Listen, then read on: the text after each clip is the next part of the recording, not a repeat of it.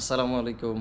কেমন আছেন সবাই? তো দীর্ঘদিন যাবৎ নতুন কোনো ভিডিও আপলোড করি না। ফেসবুকে কিছু ভিডিও আপলোড করতেছি, কিন্তু আমার ইউটিউব চ্যানেল একদম ফাঁকা পড়ে আছে। কোনো ভিডিও আপলোড করি না, কারণ দেশের যে অবস্থা ছিল, মন মানসিকতা একদমই ভালো ছিল না। যার কারণে নতুন কোনো ভিডিও তৈরি করিনি।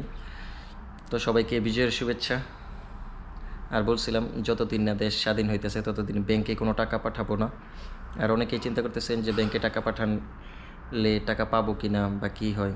তো আমি এই জন্য আজকে এই ব্যাপারে বিস্তারিত আলোচনা করার জন্য আমার আজকের এই ভিডিওটা। তো আমি আপনাদেরকে দেখাবো যে আমি আজকে এখান থেকে টাকা পাঠাইলে আমার এই টাকাটা যাইয়া পৌঁছাইতে কতদিন লাগে বাংলাদেশে। তো যেহেতু কথা দিয়েছিলাম যে আমরা যারা প্রবাসী আছি, স্বৈরাচারের পতন না হওয়া পর্যন্ত ব্যাংকে টাকা দিব না। আমি বাড়িতে টাকা পাঠাই না, কারণ বিকাশে টাকা পাঠাইলে সর্বশেষ দেশের লস। আর বিশেষ করে বিকাশে আমরা যারা টাকা পাঠাই, আমরা মনে করি যে হয়তো বা আমরা লাভবান হইতেছি। আসলে বিকাশে টাকা পাঠাইলে কোনো দিক দিয়ে লাভবান হওয়া যায় না। বিকাশে টাকা পাঠাইলে সম্পূর্ণ লস, কারণ দেশেরও ক্ষতি, নিজেরও ক্ষতি। তো আজকে ব্যাংক রেট ভালো আছে, আর সবচেয়ে বড় কথা ব্যাংক খুলে দিছে। এই জন্য আমি বিকাশে টাকা না পাঠায় টাকা জমাই রেখে দিছি। আমার টাকা আমি খরচ বিকাশে দিই নেই, বাড়িতে একটু কষ্ট হয়েছে চলতে, তাও আমি টাকা পাঠাই নাই। তো যেহেতু কথা দিছি আমরা যারা প্রবাসীরা আছি দেশ গড়ার দায়িত্ব নিব, তো দেশ গড়ার দায়িত্ব নেওয়ার জন্য এই যে দেখেন, আমি টাকা পাঠাই না। এই হইতেছে আমার সৌদি আরবে আল রাজি ব্যাংকের অ্যাকাউন্ট। আমি একটু আগে মাত্র ডিউটি থেকে আসছি। তো এখন ইনশাল্লাহ আমি বাংলাদেশে ইসলামী ব্যাংকে আমার একটা অ্যাকাউন্ট আছে, ওই অ্যাকাউন্টে আমি টাকাটা পাঠাবো। দেখি যাইতে কতদিন লাগে। তো আমি যে আমার অ্যাকাউন্ট লগ ইন করতেছি, Al-Rajhi bank account log in করতেছি। একটা কোড আসছে,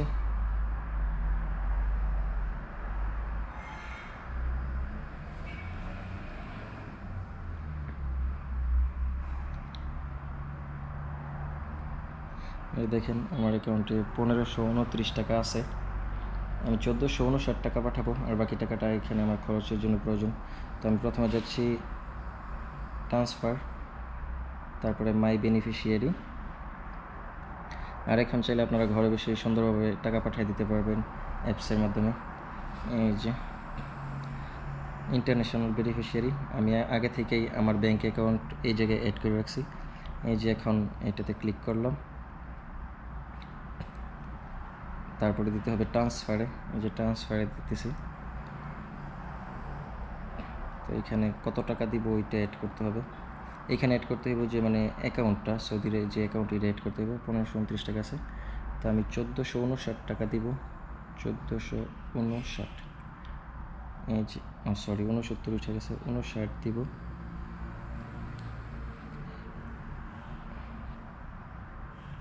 চোদ্দোশো উনষাট।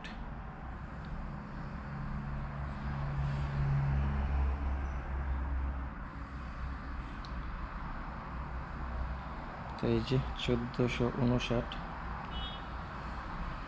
তারপরে এই যে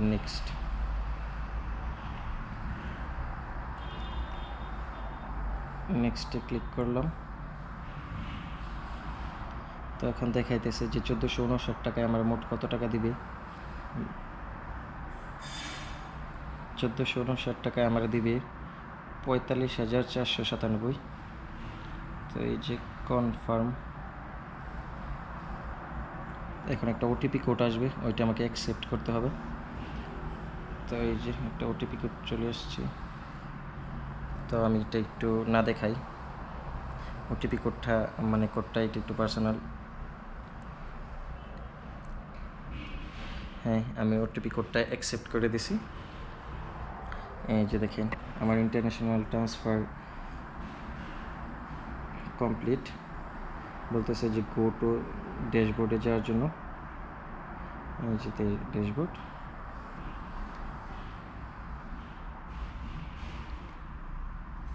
এই যে দেখেন আমার অ্যাকাউন্টে এখন মাত্র 53 টাকা আছে, বাকি টাকাটা আমি দেশে পাঠিয়ে দিছি। তো আশা করি সবাই আমার মতো করে ব্যাংকের মাধ্যমে টাকা পাঠাইবেন, যেহেতু সকল প্রবাসীরা একটা আন্দোলন করছিল, কারণ এখানে থেকে আমাদের কিছুই করার ছিল না। শুধু এতটুকুই বলার ছিল যে ব্যাংকের মাধ্যমে আমরা টাকা পাঠাবো না, টাকা পাঠাবো হুন্ডি অথবা বিকাশে। কিন্তু আমি কী করছি, আমি চিন্তা করছি যে না, হুন্ডি অথবা বিকাশে টাকা পাঠাইলে ওইটা সর্বশেষ আমার দেশে লস হইতেছে। মনের মধ্যে বিশ্বাস রাখছিলাম, আল্লাহর উপর ভরসা রাখছিলাম যে কিনা মানে বাংলাদেশের মধ্যে এত বিশৃঙ্খলা সৃষ্টি করছে, গণহত্যা করছে, আল্লাহ অবশ্যই তার পতন আমাদেরকে দেখাবে। তো সেই আশা মনে রেখা টাকা রেখা দিছি, হুন্ডি অথবা বিকাশ কোনো কিছুতেই দেই না। তো আলহামদুলিল্লাহ আজকে ব্যাংক রেট ভালো আছে, 31 টাকা 18 পয়সা। তো আশা করি সবাই ব্যাংকের মাধ্যমে দেশে টাকা পাঠাইবেন। দেশে যে ক্ষয়ক্ষতি হয়েছে, আমরা প্রবাসীরা পরিশ্রম করে দেশে বৈধভাবে টাকা পাঠায়া ওই ক্ষয়ক্ষতি পোষায় নেওয়ার চেষ্টা করব। তো ধন্যবাদ সবাইকে, আসসালামু আলাইকুম। আর সবাই দেশের মধ্যে শান্তি শৃঙ্খলা বজায় রাখার চেষ্টা করবেন। ধন্যবাদ সবাইকে, আসসালামু আলাইকুম। কারোর মধ্যে যেন কোনো প্রতিহিংসা না থাকে এই প্রত্যাশা করি।